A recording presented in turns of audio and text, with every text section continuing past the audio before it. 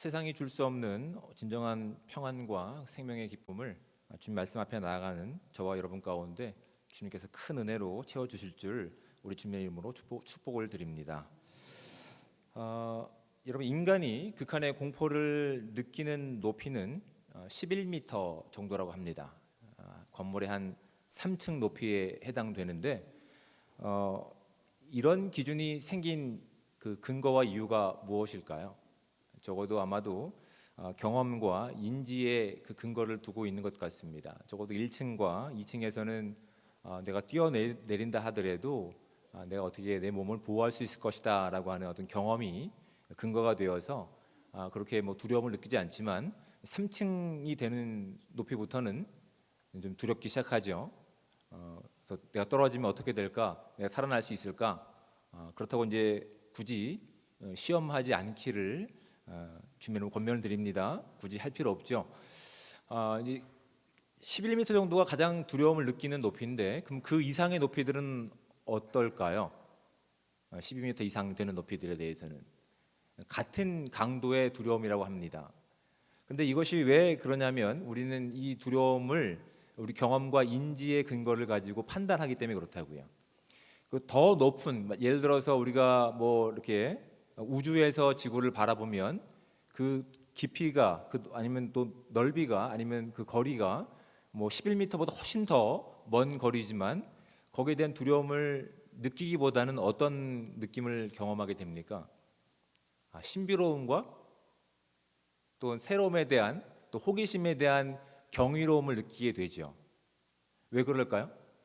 그 거리는 우리의 한계를 넘어선 거리이기 때문에 두려움이 아니라 오히려 호기심과 또한 경이로움과 신비로움으로 채워질 것이라고 하는 것이죠. 우리는 철저하게 우리의 경험과 또한 우리의 인지의 근거를 두고 살아가는 존재임을 이런 부분을 통해서 또 확실하게 알 수 있습니다. 그런데 이런 부분들이 우리의 신앙에도 동일하게 적용된다는 사실을 우리는 확인해 볼 수 있습니다. 이런 이야기를 욥을 통해서 우리가 발견하게 되는데 욥은 그의 인생 가운데서 처음에 그를 하나님께서는 당대의 의로운 자다라고 동방의 의로운 자다라고 인정해 주셨습니다. 근데 그가 이유를 알 수 없는 그의 시간과 그의 경험으로는 도저히 이해가 되지 않는 어려운 고난의 역경의 시간을 겪었을 때 그는 그 고난의 이유에 대해서 그의 친구들과 함께 많은 토론을 합니다. 논쟁을 합니다. 이런 이유 때문에 그럴 거야. 그런 어떤 고난과 고통이 반드시 어떤 분명한 이유가 있을 거야. 자신의 어떤 인지와 경험 가운데서 하나님이 하시려고 하시는 일보다도 자신의 경험과 한계 가운데서 그렇게 논쟁하고 있던 내용들을 우리는 욥기를 통해서 알게 됩니다. 근데 이제 그 모든 과정이 끝나고 났을 때 그가 이제 42장에 비로소 도달했을 때 그가 그 고난을 통해서 또한 친구들과 이야기했던 자신들이 가지고 있었던 어떠한 한계들이죠.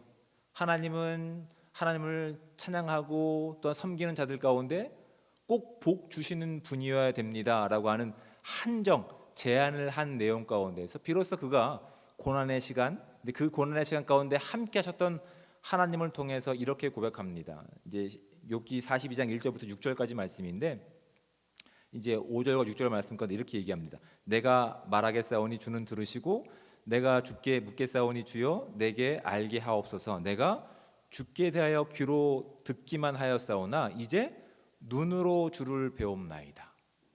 여러분, 이게 어떤 고백입니까? 그 전까지는 그가 하나님에 대해서 이렇게 이해하고 있었습니다. 하나님은 하나님께 온전히 예배하는 자들, 하나님을 경배하는 자들 가운데 반드시 상 주시는 분이시야. 근데 하나님은 그 한계 안에, 그 인과 법칙 가운데 한계 안에 갇혀 계실 수 없는 우리 하나님 되심을 비로소 그가 이유를 알 수 없는 고난의 시간을 통해서 알게 되는 것이죠. 체험하게 되는 것이죠. 하나님은 그렇게 우리 가운데 착한 일을 하면 복 주시고 나쁜 일을 하면 그렇게 저주를 하시는 그런 하나님이 아니라 때로는 우리의 고난 가운데서 또한 우리의 연약함 가운데서 함께 하심을 통해서 하나님이 이 땅 가운데 무엇을 이루시고자 하시는지 드러낼 수 있는 영광과 통로가 된다는 사실을 욥은 비로소 그 어려운 시간을 지나고 나서야 고백하는 겁니다. 하나님은 제 한계 가운데 계신 분이 아니십니다. 하나님은 이 땅의 법칙 가운데 한계를 가지고 계신 분이 아니십니다. 하나님은 이 땅을 창조하셨을 뿐만 아니라 이 땅에 기준을 세우셨으며 이 땅을 구원하실 하나님이십니다라고 하는 고백이, 그의 고백 가운데 그냥 귀로만 듣는 하나님이 아니라 눈으로 발견된, 경험된 하나님을 그의 고백을 통해서 알 수 있게 되는 것들이죠. 우리가 하나님을 알 수 있는 방법은 없습니다. 우리는 하나님을 알 수 있는 존재가 한 명도 없습니다. 우리가 하나님을 알 수 있는 방법은 오직 하나님께서 우리 가운데 찾아오시고 드러내신 방법의 근거를 가지고 알 수 있을 뿐이라고요. 성경은 이것을 무엇이라고 얘기하냐면 계시라고 얘기합니다. 밝히 드러내신 것을 가지고 우리는 하나님을 조금이나마 이해할 뿐이지, 우리가 하나님을 알았기 때문에 지금 이 자리에 나와서 예배하시는 분이 계십니까? 여러분, 적잖게 위로해 주셔야 됩니다. 정상이 아니기 때문에. 우리가 하나님이 어떤 분이신지 알고 믿었기 때문에 이 자리에 나온 것이 아니라, 하나님이 우리가 알 수 없는 하나님의 놀라우신 부분들을 드러내셨고 보이셨으며 구원해 주셨기 때문에, 그것이 십자가기 때문에 우리는 그 은혜에 감사해서 이 자리에 나와서 하나님 앞에 예배할 뿐만 아니라 하나님의 몸된 교회를 우리 함께 축복하며 또한 이 자리 가운데 나올 수 있다는 사실을 확인할 수 있어야 되는 겁니다.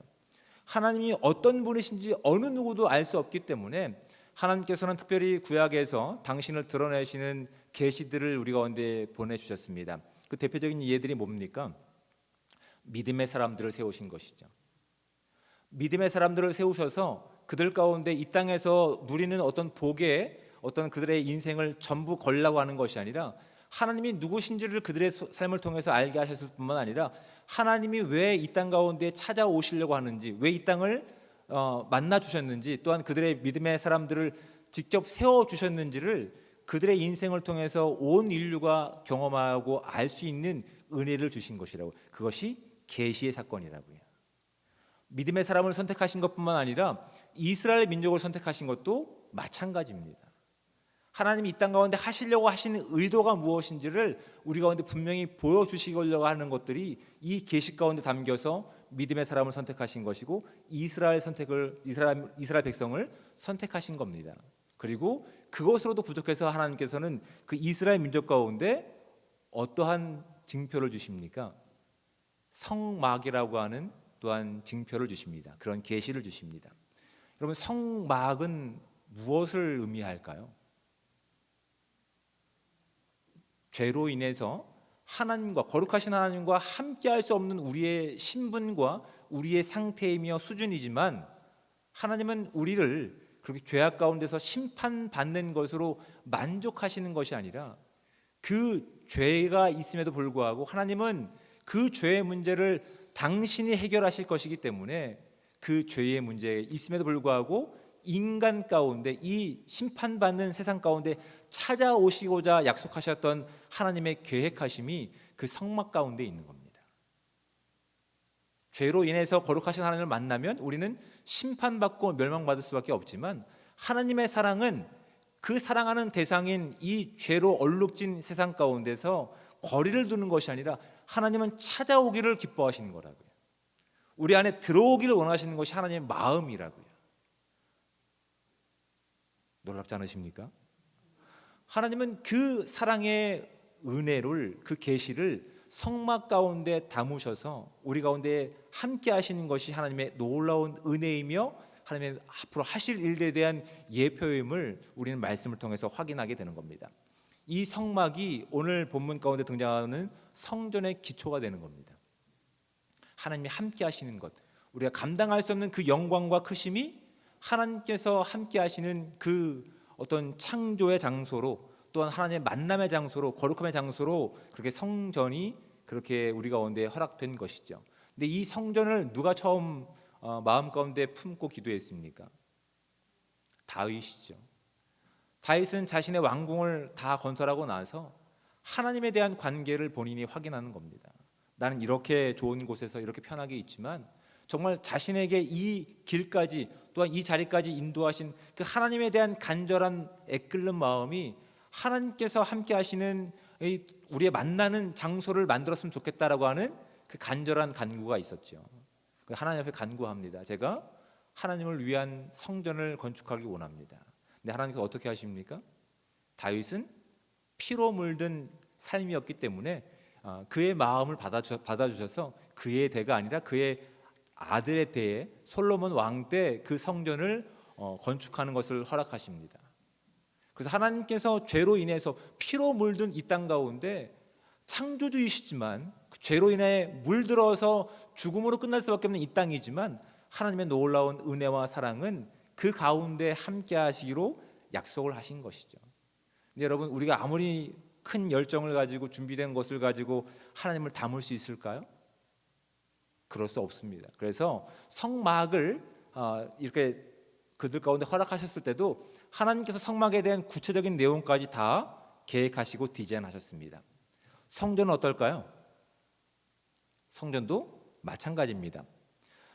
성전의 모든 디자인은 역대상 28장 18절에 보시면 하나님께서 그 모든 계획들을 알게 하셨습니다. 그래서 다윗을 통해서 그 모든 계획들을 세우고 그 아들 솔로몬 때에 성전을 그렇게 지을 수 있는 은혜를 주신 거라고요. 성전을 다 완공한 솔로몬은 비로소 그가 하나님 앞에 감사를 드리며 깨닫는 것이 있습니다. 제가 가장 좋은 것을 가지고 열심을 다해 이렇게 하나님의 성전을 이렇게 건설했지만 열왕기상 8장 27절에 보면 이렇게 고백합니다. 하나님이 참으로 땅에 거하시리이까 하늘과 하늘들의 하늘이라도 주를 용납하지 못하겠거늘 하물며 내가 건축한 이 성전이오리까 라고 그가 고백을 하는 겁니다. 다 감당할 수 없는, 다 이해할 수 없는 하나님의 크심이지만 하나님께서는 이 땅 가운데 죄로 인해서 결국 죽음으로 끝날 수밖에 없는 이 땅 가운데서 하나님이 어떤 분이신지, 하나님께서 하실 일이 무엇인지를 드러내시기 위해서 찾아오신 그 증거들이 성막과 성전 가운데 담겨있는 아주 중요한 부분들이라고요. 그래서 이 성전에서 하나님께서 기도하는 그 모든 기도를 주님께서는 듣고 응답하시겠다고 우리가 약속하신 겁니다. 왜냐하면 하나님께서 이 성전을 통해서 하나님 이 땅 가운데 하실 일들의 내용들이 담겨있기 때문에 그렇습니다. 오늘 우리가 읽었던 본문 가운데도 그 배경이 성전입니다. 근데 지금 오늘 등장한 이 성전은 솔로몬이 건설한 성전은 아닙니다. 세 번째 성전입니다. 솔로몬이 건설한 이 성전은 이제 바벨론 때 다 이렇게 파괴가 되고 그다음 바벨론 포로에서 돌아온 이스라엘 민족이 다시 이렇게 재건해서 2차 성전을 만들었습니다. 그리고 이제 지금 오늘 본문에 등장하고 있는 것은 그 재건된 성전에 증축을 해서 헤롯 대왕이 유대인들의 마음을 사기 위해서 더 크게 화려하게 만든 성전이 이 바로 본문 가운데 등장하고 있는 이 성전입니다. 그러니까 눈에 보기에 이 성전은 어떻게 보입니까? 정말 크고 화려하고 누가 보기에도 거룩한 모습으로 그렇게 보였던 곳이죠. 정말 하나님이 이 나라를 사랑하시는구나, 건물만 봐도 고백할 수 있을 만큼 꽤나 화려한 성전의 모습이었습니다. 그리고 그 성전을 채우고 있는 내용들도 굉장히 열정을 가지고 거룩한 모습을 가지고 채워져 있는 것들을 우리는 바라보게 됩니다. 오늘 본문 14절 말씀 가운데 보면 이렇게 되어 있습니다. 성전 안에서 소와 양과 비둘기 파는 사람들과 돈 바꾸는 사람들이 앉아 있는 것을 보시고라고 되어 있습니다. 여러분, 돈 바꾸는 사람들이라고 되어 있습니다. 환전상이죠. 여러분, 그들이 하나님에 대한 백성으로서 열정이 어떻게 표현됐냐면 이 환전하는 내용을 통해서도 우리 확인할 수 있습니다. 이 당시 지금 예수님께서 활동하셨던 이 당시는 누구의 지배를 받고 있었습니까? 로마 제국의 지배를 받고 있었습니다. 그래서 일상적으로 통용되는 화폐는 로마의 화폐입니다.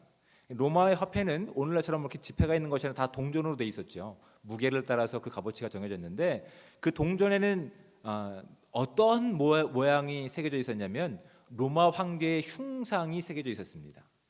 그 글자는 로마 황제를 신으로 인정하는 내용들이 이렇게 새겨져 있었습니다. 근데 적어도 이스라엘 백성들, 하나님의 소유된 백성들은 적어도 성인 20세 이상의 남자들은 하나님의 성전을 계속 유지하고 관리할 그렇게 성전세를 바쳤습니다. 반세기라고 하는 1년에 한 번씩. 그런데 그 거룩한 성전을 보수하고 유지할 때 있어서 이렇게 사람의 흉상, 로마 황제의 흉상이 새겨져 있는 동전을 바치는 것이 치욕스러웠습니다. 그들은 우상 숭배로 여겼거든요. 그렇게 다른 사람, 하나님이 아니라 피조물인 인간이 흉상이 새겨져 있는 것을 가지고 우리가 하나님의 성전을 그렇게 유지하고 보수하는데 사용할 수 없다. 그래 적어도 이 성전세는 우리의 고유한 화폐로 바꿔서 하나님께 드리자라고 하는 이 열망과 거룩함의 모습들이 그 가운데 있었다고요. 그래서 성전세를 내는 것은 그렇게 유대인들만 통용되는 성전세용 화폐로 환전할 필요가 있었기 때문에 그렇게 성전에서 그 환전을 했던 것이죠. 얼마나 거룩한 마음입니까? 얼마나 큰 열정이 있습니까? 또 어떤 부분이 있습니까? 소와 양과 비둘기 파는 사람들이라고 얘기하고 있습니다. 지금 그 자리에서 예배하는 그 당시의 풍습 가운데는 자신의 모든 죄를 하나님 앞에 대속과 희생 제물로 바치기 위해서 그 죄의 값인 죽음으로써 그 모든 것들을 제물로 드려야 되는데 그 제물이 흠이 있어서는 안 됩니다. 그렇죠? 거룩한 것으로 하나님께 인정받는 것으로 드리기를 원하는 그들의 열정이 있었다고요. 그래서 이렇게 먼 거리를 이동해 오면서 제물들이 지치거나 상처 입으면 하나님께 드리는 그 예물들이 이렇게 흠이 있을 것을 염려한 그들이 이제 그 성전 안에서, 성전 주변에서 그렇게 양들과 제물로 바쳐야 할 그 모든 짐승들을 가장 구별되게, 성별되게 그렇게 매입할 수 있는 기회들을 그들이 만들었던 거라고요. 이것만 봐도 얼마나 그들의 열정과 하나님에 대한 진실함이 있습니까? 근데 그런 모습을 가지고 예수님께서는 뭐라고 얘기하십니까? 16절 말씀을 보십시오. 비둘기 파는 사람들에게 이르시되 이것을 여기서 가져가라. 내 아버지의 집으로 장사하는 집을 만들지 말아라 라고 얘기하십니다. 그들은 분명히 하나님에 대한 거룩한 백성으로서 어떤 분명한 거룩함과 열정이 분명히 있었습니다. 그런데 예수님께서는 그들의 열정과 어떤 그런 거룩함에 대한 모습보다는 무엇을 바라보신 거냐면 그 성전이 존재해야 되는 기본적 목적에 대해서 다시 한번 성전의 어떤 내용들을 재정립하고 계시는 겁니다. 여러분, 앞에서 제가 말씀드렸습니다. 성전과 성막이 존재하는 이유가 뭐라고 말씀드렸죠? 우리의 죄로 인해서 죄의 결과를 살아가는 우리 가운데서 우리가 만들 수 있는 어떤 것이 우리가 할 수 없기 때문에 하나님께서는 이 땅 가운데 이 백성을 사랑하시고 생명을 주시고 구원하시려고 찾아오신 그 징표가 성막과 성전이라고요. 하나님과 만나는 자리가 이 성전이 되어야 된다고요. 하나님과 친밀한 교제 가운데 하나님께 나아가서 우리의 알할 바와 간구를 전할 뿐만 아니라 하나님께서 주시는 그 메시지에 귀를 기울인 마음이 우선시 되어야 된다고요. 무엇보다도 그들이 가지고 있는 거룩함에 대한 열정과 열심보다도 오히려 그들이 가지고 있는 열정이 거룩함에 대한 어떤 모습들이 하나님께서 이 땅 가운데 보여주시기를 원하시는 그 교회와 하나님과의 관계를 더 앞서버리는 상황 가운데 있는 거라고요. 예수님께서는 그들의 열심을 가지고 이렇게 지적하시는 겁니다. 여기를 아버지의 집을 장사하는 집으로 만들지 말라라. 근데 여러분, 그들이 가지고 있는 열심이 놀랍게도 이런 결과로 나타난다는 사실을 혹시나 꿈꾸신 분들 계십니까? 그들은 환전과 희생 제물을 가지고 그들이 지금 있는 장소가 어디냐면 14절 말씀 가운데 성전 안이라고 얘기를 하고 있습니다. 성전 안. 헤롯 대왕은 유대인들의 마음을 사기 위해서 성전을 크게 거룩하게 더군다나 어떤 구분을 지어서 구역을 나눠놨습니다. 유대인의 뜰과 여인들의 뜰과 또한 유대의 남성들의 뜰을 구분해 놨습니다. 그리고 지금 이 장사 또한 이렇게 환전하는 장소는 어디일까요? 성전 안에서 누군가는 예배해야 되고 누군가는 하나님과의 관계를 회복해야 되는 어떤 장소라고요. 학자들은 여기를 이방인의 뜰로 얘기하고 있습니다. 그들의 거룩한 열정을 위해서 누군가는 예배해야 되고 하나님을 만나야 되고 하나님과 교제해야 되는 기회들을 지금 박탈하고 있다는 사실을 예수님께서는 분명히 지적하고 계십니다. 거기에 구분이 있어야 됩니까? 모든 사람, 배우지 못한 사람이라 하더라도 모든 죄인들이 하나님과 만나고 하나님과 깊은 교제를 나누며 하나님께서 이루실 구원의 내용들을 감격하고 감사하며 예배로 나가야 되는 그 상황 가운데서 그들이 가지고 있는 열심과 열정이 누군가의 기회를 박탈하고 있는 겁니다. 누군가의 하나님과 만날 수 있는 그 모든 소중한 시간들을 방해하고 있다는 사실을 여러분 우리가 진지하게 고민해 보셔야 됩니다. 그들이 열정이 만들어가는 것들, 그들의 거룩함이 추구하는 것들, 그들이 만들 수 있는 것, 그들이 만드는 답 가운데 최종적인 것, 아니 그나마 기껏해야 만들 수 있는 것은 어떤 종교적인 예식을 통해서 마음의 위로 정도일 것입니다. 여러분, 이 자리가 마음의 위로를 위해서 오신 자리입니까? 이 예배가 마음의 위로를 얻기 위해서 오신 자리입니까? 여러분, 그것으로 부족합니다. 그것을 완전하지 않습니다. 주님께서는 이 땅 가운데 단순히 마음의 위로를 주시기 위해서 인간 가운데 찾아온 것이 아니라 우리가 만들 수 없고 우리가 꿈꿀 수 없는 생명을 주시기 위해서, 그 생명이신 하나님과 다시 한번 친밀한 교제를 나누고 화해하기 위해서 이 땅 가운데 죄로 얼룩진 이 땅 가운데 주님은 찾아오시고 함께 하시고 만나 주시기를 원하시는 것이라고요. 그것이 성막과 성전이 가지고 있는 본질적인 목적이라고요. 그 당시 지금 성전과 그 내용 가운데는 무엇이 있었습니까?